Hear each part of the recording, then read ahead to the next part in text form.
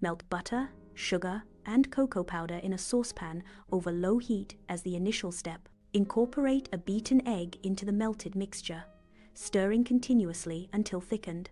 Remove the saucepan from heat after the mixture has thickened sufficiently.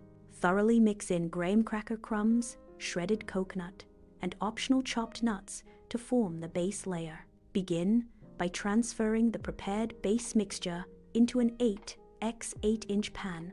Ensure the pan is lined with parchment paper to prevent sticking. Press the mixture evenly across the bottom of the pan. This ensures a uniform thickness for the base layer.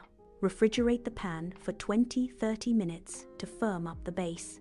A firm base provides a solid foundation for the subsequent custard layer. Combine softened butter, vanilla custard powder, and powdered sugar. Beat the mixture until it is thoroughly combined. Gradually add milk to the mixture a little at a time. Continue mixing until a smooth, creamy consistency is achieved. Melt semi-sweet chocolate chips and butter together until smooth. Use either a microwave or a double boiler for melting.